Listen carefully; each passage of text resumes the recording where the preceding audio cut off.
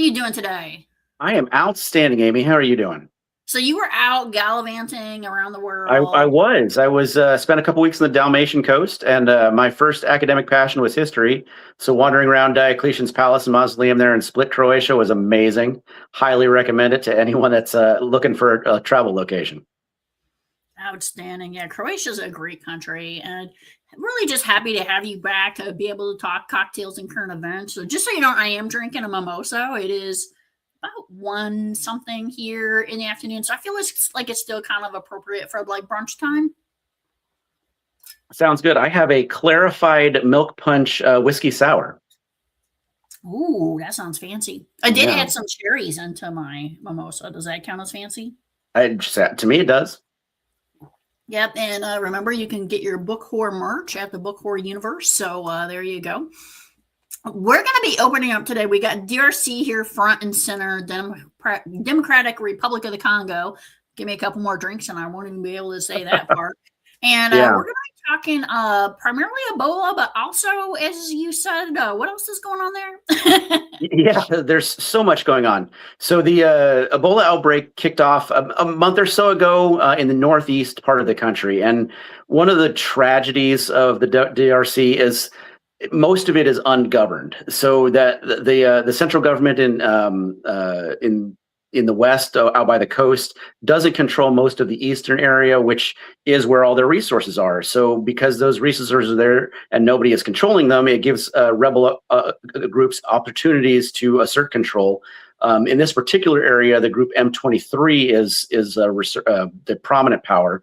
And on a side, the M23 rebellion is one of the wars that Trump claims to have ended. It is most definitely not ended. M23 is still in control of wide swaths of northeastern Congo. So there's that. But it makes the Ebola. Highlight something for the audience real quick on that too. Is if you have not picked up your History of Africa book in a while, just take a look through there. And especially, I'm encouraging people buy physical books before history is rewritten. But when you look at the Democratic Republic of the Congo, this is really about colonialism, which created this. This was not the National Geographic boundaries set by tribalism and Yeah. pre-colonization. So when you look at these areas in Africa that are constantly at war, a lot of it is because the colonies came in and created these artificial boundaries and artificial countries that really don't hold to what the traditional values were. And that's a lot of what you see in the DRC in particular. Yeah, I mean, and the DRC was colonized by Belgium, and the Belgian colonization is one of the worst. Not that any of them were good, but they were absolutely brutal, and it was just all about resource extraction. So they didn't build any lasting infrastructure that helped the Africans build an administrative function that could control the country when they left.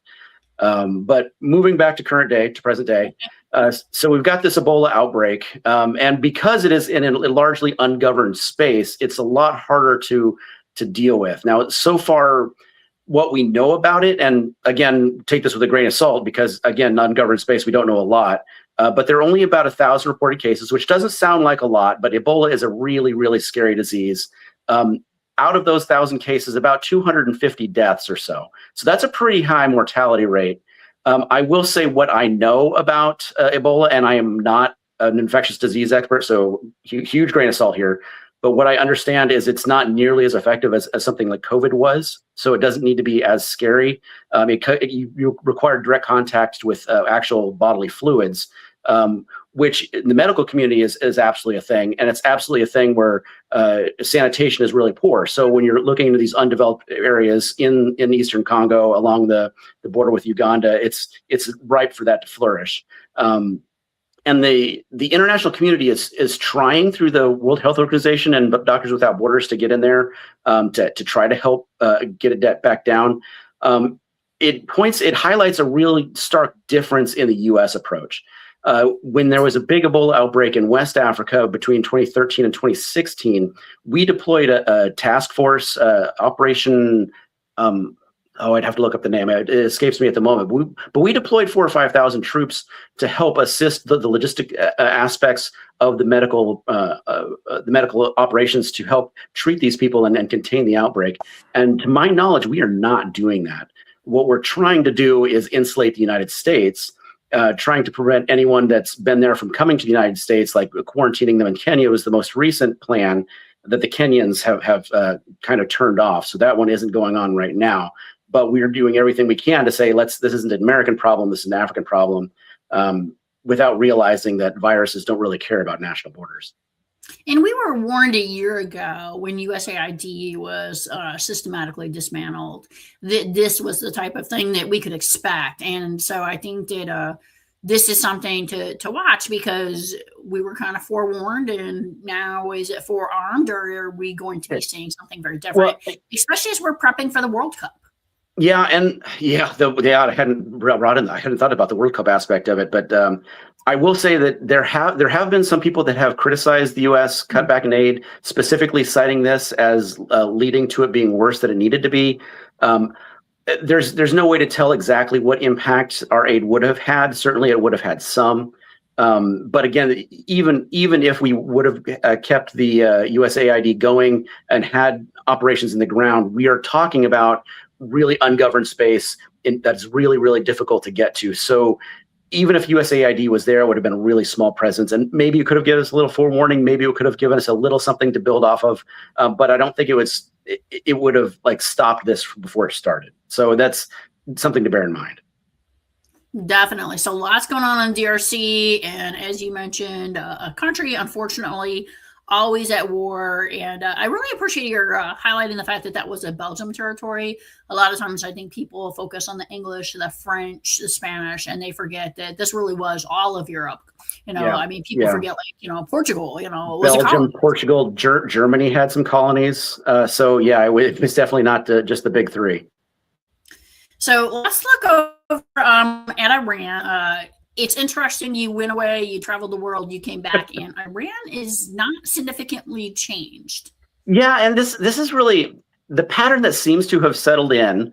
And the cynic in me wants to say it's for market manipulation, but you'll have the president come out and say, "Oh, we're so close to the deal. The Iranians want a deal. They're begging for a deal," and then 2 days later, he's threatening to bomb them. It's hard to take seriously, but it seems to be working, because every time he says it, oil comes down a little bit and the market goes up a little bit. So maybe he's doing something to help Americans overcome the economic impacts, but the global impacts, not just from energy, but for agriculture, are going to be sticking with us for a long time. Let's say we do get Hormuz open again, and optimistically, I think we can probably stabilize flows within a couple of months. I don't think it'll be back to pre-war levels. The gas price will be back to pre-war levels in 2 months, but it'll start trending that way. The bigger impact that we need to look at is that agricultural impact, because between a quarter and a third of fertilizer comes from the Middle East. So that means that there are going to be, particularly in the global south, there are going to be a lot lower crop yields this fall, which is going to lead to a lot of food insecurity and famine, outright famine, come winter next spring, looking in Africa, South Asia, Southeast Asia. So that's a huge impact that isn't really being widely talked about. It's been reported, but not widely. And that's not going to be cleared up for a very long time. Yeah, and that's at a time when consumer sentiment in the United States is a significant low right now, as well as food prices in the United States significantly going up as well. Yeah. Yeah. And so another thing I wanted to highlight, though, is, it is cocktails and current events. We do have to look at the light side. I think these Lego videos are just lit. And now that we have Lego News Network, I'm kind of hey, I don't mind. Even if the war ends, I hope the Iranian propagandists keep those coming, because those videos are catchy. Well, so and it harkens back to do you remember during the second Gulf War, Operation Iraqi Freedom, when the Iraqi information minister was coming out every other day saying the Americans are being defeated and we are driving them out of the Middle East, and then all kinds of memes were cropping up all over the internet, just lampooning this guy and turning it into a comic sideshow. Each conflict, while they are incredibly tragic, there is this little propaganda thing going on that it does have a little bit of lasting impact. Yeah. And Iran is definitely winning that kind of meme war, video war, if you will, animation. It is definitely changed. As you know, Nick, when we first started the show, I was like, Cuba, Cuba, Cuba. You were sort of like, hey, this is not as significant as you think. And guess what? Cuba is, Yeah. once again, I was Cassandra. I was right. I predicted this, and people were not listening to this. So let's Yeah. talk about The economy is effectively in a state of collapse right now, and it wasn't great to start with. But they have had no fuel oil for what, like 2 or 3 months now, something like that. very, very minimal. A few aid ships have made it through. Yeah. So from what I understand is we are preparing military forces to roll in, expecting the government to completely collapse sometime this summer.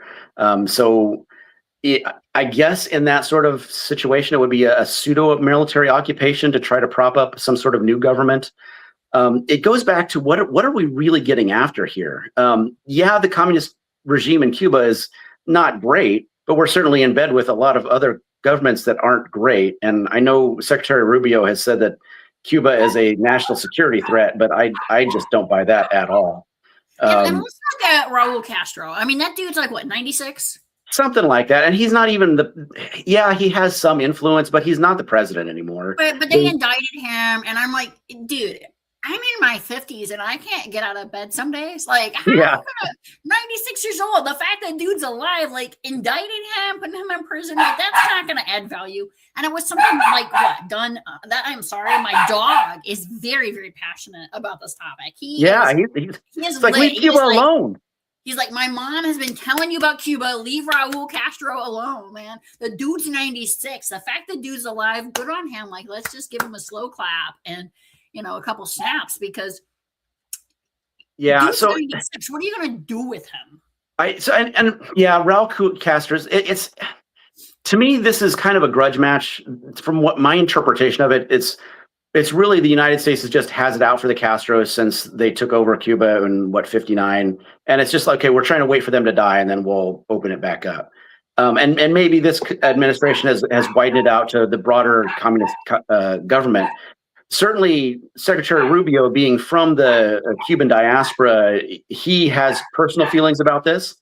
The irony is probably lost on him that his parents would have probably been deported under this administration, but they weren't, and he is an American citizen and currently the Secretary of State. So he has, I think, a pretty vested interest, a personal interest in trying to turn the Cuban the communist government in Cuba aside and building something much more U.S. friendly. I'm not opposed to having better relations and having a more friendly and responsive government, because they certainly do not respect the human rights of their people. Starving their people out to do it is probably not the most productive way. Yeah, and I mean, just to highlight, I mean, in the end, it's about the people, whether it's the people in the U.S., the people in Iran, the people in Cuba. We are all humans with that same basic need who want to just get up in the morning and have food and clean water and, overall be happy every day. And it is interesting when you look at these different places. And I don't want to forget it as well that we started off with the DRC. People just want to get up, not be colonized. I mean, there's some goals there. And if you look at starting with the DRC and colonization, we look at ending with Cuba, it really is this complete circle. And I don't know that that's necessarily a healthy circle. It's just, there are so many tragic stories in human history. I wish I had a magic wand to make everybody sing Kumbaya, but I will say that the chaos does, the drama and chaos does keep me employed. So there's that from my own cynical and perspective, and it's fascinating to study. I wish there were ways to do it more humanely, to advance global progress in ways that do not kill and harm so many human beings. Well, I think the bright side is that when you do talk about Belgium or the Dutch being colonizers, and you look at the Belgians and Dutch now, you're almost like, well, that's ludicrous. These people would never do that. And so, we really have seen a world where some countries have really shown marked improvement. And so I think that that's really something to highlight, is we can do better as humans. Yeah, Pope Leo just signed something about the Catholic Church apologizing for their role in the slave trade. So accepting responsibility is a huge step. Now, that doesn't make it right, but it acknowledges that something bad did happen, and maybe that's the first step in moving forward. Well, and I think it's important to remember that if you're alive today, you can do better. You can't fix the past, but you can acknowledge the past and do better. Right. And I think that that's the most we can do. But if you're out there and you're still practicing, racism, misogyny, all these kinds of hateful things, it's just not going to make the world a better place. And we've shown that over and over. Yeah. Yeah. And so Wholeheartedly you agree. just came back from traveling. You are enjoying your drink. And thank you so much for being on the show today. Thank you for having me, Amy. Okay. Looking forward to seeing you next week.